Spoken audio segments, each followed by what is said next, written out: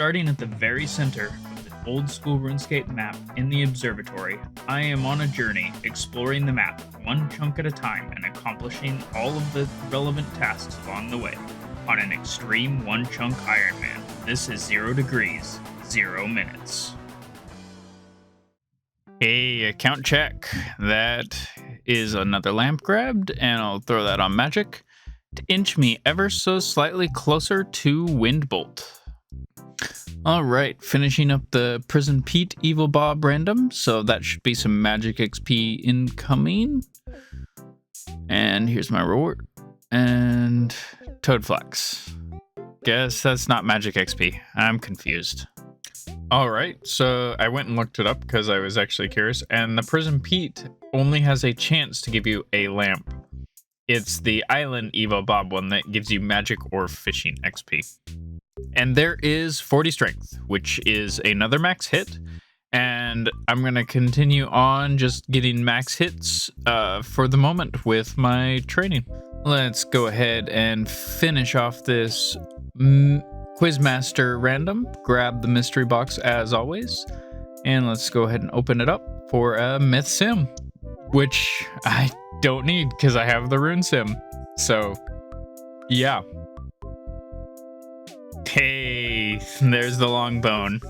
I'm a bit overrate for this, but I should yeah, that feels good to get that one done. So now I just need the curved bone. All right, I did notice I didn't actually pick up the long bone, and I went and made sure I picked it up. And now I'm gonna go ahead and throw it in the bank, and that's a task done. So I was gonna be done recording Quizmaster randoms, but I got yet another myth sim from one, and I think that's like 5 in a row now. It's ridiculous.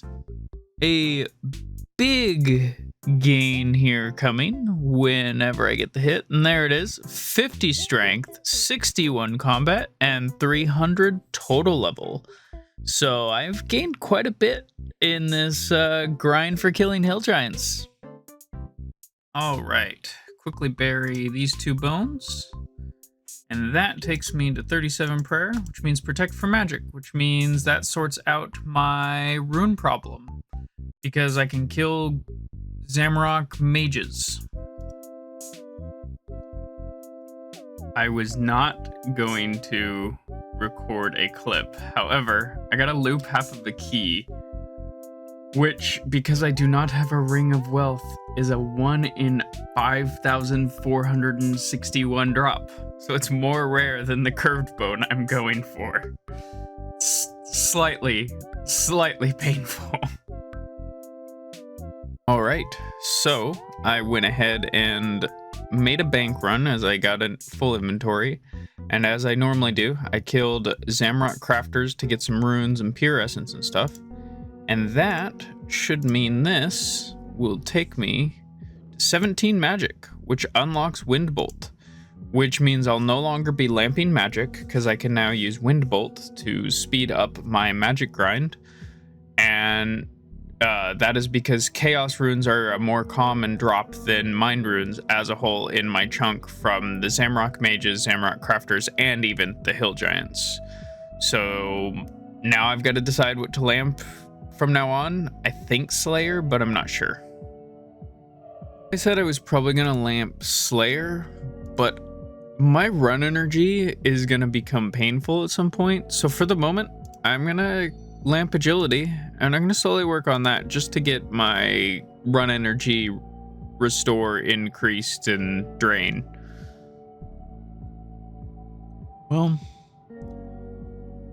I guess it was bound to happen before I got it, but here it is, longbone number 2, on the grind for the curved. All right. So I figure now is a perfect time to hop over to my chunk picker and discuss my rule specifics, as I've only really said that I'm an extreme One Chunk Ironman. So there are some things that I might need to go over and share. I will discuss my nearby chunks and what those could mean for the future, as well as comment on some comments and or questions people have had for me, considering what kind of grinds I'm nearby at the moment. So with that, I will simply go over my stuff and say 2, 3, and 4 are marked with a dice because they are a free roll. They are all corner content. If I get 4, I can't go anywhere past the wall to West Ardoin, so that is just a small area there. And then over here, I have 5, which is the battlefield, which has a few tasks on it, including obtaining the perfect shell from the tortoises, which could take a little bit, but shouldn't be too bad to grind out. It's just how difficult those things are to kill with my current stats and gear could take a little while, as it's an all 3 combat style fight to kill a tortoise. Down south of that is the more concerning chunk to me, which is Tree Gnome Village will then become accessible. And that chunk, should I then wind up over there, has brewing a jug of wine as a task, which is going to be a bit of a grind with the fact that I have bears here or like 1 rat here. And then the Castle Wars lobby chunk is a bank that I won't have to pay runes to access, which is my priority hope to roll. I want that chunk more than anything right now. Having to spend resource every time I access the bank is incredibly frustrating to see my magic XP at the moment go away. And then I marked the actual Castle Wars area with a thumbs up because I actually think the Castle Wars grind for all those collection logs would be a pretty fun, good little grind to take on. Not only because it would set me up with, I think the best gear in there is the equivalent of adamant, but I'm not positive on that. But it would be a pretty AFK thing to do, as I would do essentially the ticket farming method other people have done, to just use another account, get the tickets, and then move on.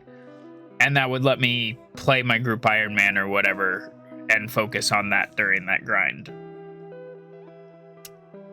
And that's basically my immediate vicinity chunks. So that being said, there have been a few questions about my nearby potential big grinds. I will first mention the one people have asked me most about, or commented most about, which is Puro Puro. People have said, I would rather not see another chunk man do the Puro Puro grind, so on and so forth. So, I'm going to say I'm not afraid of the grind. And when I wind up unlocking Puro Puro, I will do the Puro Puro, get all the gear and whatnot. However, I'm not going to lamp to the hunter level required to access Puro Puro. If I wind up in Yanil at the hunter shop, get bird snares, and wind up down here where the birds are, I will absolutely do the grind to get my hunter up, and then enter Puro Puro. I will also, no matter what, as long as I have ropes and small fishing nets, have access to red salamanders here, which could be a godsend for saving time on that grind for XP without chasing the imps around and so on and so forth. The second grind that people have asked me about is down here at the Wizards Guild, Mages Guild, whatever you want to call it. The Magic Skill Cape is there. And I will go for skill capes. I see no reason not to. It will be a long, slow grind, as my access to runes will not include the rune shop, because that requires hand in the sand, I believe it is, or maybe it's the diary. Either way, it's not something I'm going to be able to do and access, so I will have to get my runes through killing wizards at the Wizards Guild, and then banking the runes at the bank there, or return to ZMI and kill Zamrock mages and crafters again. The third grind on my list that people have asked me about is the Port Khazard fishing and cooking grind. I will do that one. It is going to be an absurd amount of hours to do, but I think the food will be extremely useful. And then the fishing level will just be one of those things where it'll happen ever so slowly. So there's that. Needless to say, I'm not looking forward to that chunk should I get there and roll it, but I'll do the grind. And then the other thing is my specific rules here.